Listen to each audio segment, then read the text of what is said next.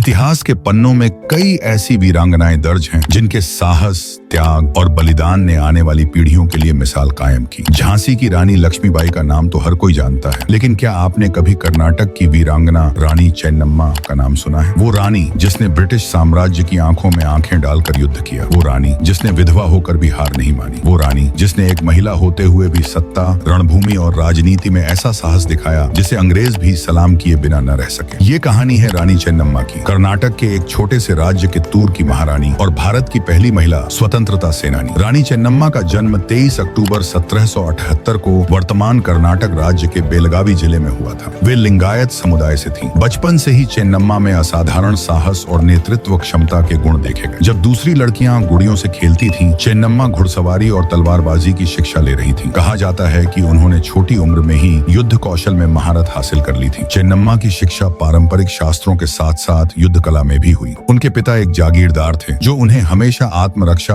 और स्वतंत्रता का मूल्य सिखाते थे। 15 वर्ष की आयु में चेन्नम्मा का विवाह कित्तूर राज्य के राजा मलस राजा देसाई से हुआ। यह राज्य भले ही छोटा था, लेकिन राजनीतिक रूप से बहुत ही रणनीतिक स्थान पर स्थित था। शादी के बाद चेन्नम्मा राजमहल का हिस्सा बनी और बहुत जल्दी राज्य की राजनीति और प्रशासन में सक्रिय भूमिका निभाने लगी। महाराज से उन्हें एक पुत्र हुआ, लेकिन दुर्भाग्यवश वह पुत्र छोटी उम्र में ही चल बसा। इसके कुछ समय बाद राजा मलस राजा देसाई का भी निधन हो गया। अब कित्तूर की गद्दी खाली थी। रानी चेन्नम्मा ने अपने उत्तराधिकारी के रूप में शिवलिंगप्पा को गोद लिया, लेकिन तभी शुरू हुई ब्रिटिश ईस्ट इंडिया कंपनी की सबसे खतरनाक नीति, हड़प नीति। अंग्रेजों ने कह दिया, गोद लिया गया पुत्र उत्तराधिकारी नहीं माना जाएगा, राज्य अब ब्रिटिश साम्राज्य के अधीन होगा। रानी चेन्नम्मा ने अंग्रेजों की इस नीति को खुली चुनौती दी। उन्होंने राजकीय सेना को संगठित किया, अस्त्र शस्त्र तैयार किए और राज्य की सीमाओं को मजबूत किया। 1810 से 1824 तक रानी ने न केवल राज्य को संभाला, बल्कि अंग्रेजों को लगातार जवाब भी दिया। कित्तूर की रानी अब केवल एक शासिका नहीं थी, वो बन चुकी थी स्वतंत्रता संग्राम की मशाल। ब्रिटिश ईस्ट इंडिया कंपनी हड़प नीति के तहत एक के बाद एक भारतीय राज्यों को निगलती जा रही थी। झांसी, सतारा, नागपुर और अब बारी थी कित्तूर की। लेकिन रानी चेन्नम्मा ने अंग्रेजों की इस नीति को चुनौती देने का साहस दिखाया। वे जानती थीं कि ये सिर्फ कित्तूर का सवाल नहीं है, ये पूरे भारत की अस्मिता का प्रश्न है। रानी ने न केवल गोद लिए पुत्र शिवलिंगप्पा को उत्तराधिकारी घोषित किया, बल्कि अपने चारों ओर विश्वास पात्र योद्धाओं और सलाहकारों की एक मजबूत टीम खड़ी की। इनमें प्रमुख नाम था सेनापति श्री अमतुर बलप्पा, एक वीर रणनीतिकार और रानी का कट्टर समर्थक। रानी चेन्नम्मा ने अपने दरबार से लेकर किले की दीवारों तक हर जगह एक ही संदेश दिया, कित्तूर स्वतंत्र था, स्वतंत्र है और स्वतंत्र रहेगा। ब्रिटिश सरकार को यह असहनीय था। 1824 में अंग्रेजों ने रानी को एक औपचारिक चिट्ठी भेजी, राज्य का शासन अंग्रेजों को सौंप दिया जाए। रानी ने इस चिट्ठी को अस्वीकार कर दिया। अब टकराव अवश्यंभावी था। 6 अक्टूबर 1824 ब्रिटिश सेना के वरिष्ठ अधिकारी थैकरे के नेतृत्व में लगभग 20,000 सैनिक कित्तूर की सीमा पर आ डटे। रानी चेन्नम्मा के पास सैन्य संख्या कम थी, लेकिन उनकी रणनीति और जज्बा उच्च था। युद्ध शुरू हुआ। अंग्रेजों ने सोचा था कि वे एक छोटे से राज्य को कुछ घंटों में जीत लेंगे, लेकिन उन्हें क्या पता था कि इस किले के भीतर एक शेरनी बैठी है। चेन्नम्मा ने युद्ध की कमान स्वयं संभाली। उन्होंने किले की सुरक्षा व्यवस्था को पहले ही मजबूत कर दिया था। चारों ओर खाइयां खोदी गई थीं, सैनिक मोर्चों पर तैनात थे और तोपें पहाड़ियों पर जमा थीं। कई दिनों तक संघर्ष चला। कित्तूर की भूमि बारूद और खून से लाल होती रही, लेकिन रानी के साहस में कोई कमी नहीं आई। अंततः चेन्नम्मा की सेना ने अंग्रेजों को पीछे हटने पर मजबूर कर दिया। थैकरे युद्ध में मारा गया और अंग्रेजों को भारी नुकसान उठाना पड़ा। लेकिन अंग्रेज कहां हार मानने वाले थे। उन्होंने दोबारा एक बड़ी सेना भेजी, इस बार जनरल क्लेवलैंड के नेतृत्व में। इस बार उन्होंने छल का सहारा लिया। रानी के कुछ विश्वस्त सलाहकारों को रिश्वत देकर अंग्रेजों ने महल के अंदर की सूचनाएं प्राप्त की और इसी के साथ इतिहास की सबसे करुण तस्वीर लिखी गई। 18 अक्टूबर 1824 अंग्रेजों ने एक भारी हमला किया और महल के मुख्य द्वार को तोड़ने में सफल हो गए। भारी संख्या में सैनिकों के सामने रानी और उनके कुछ वफादार सैनिकों ने अंतिम दम तक प्रतिरोध किया। आखिरकार अंग्रेजों ने रानी चेन्नम्मा को बंदी बना लिया। उन्हें बेलहोंगल के किले में कैद कर दिया गया,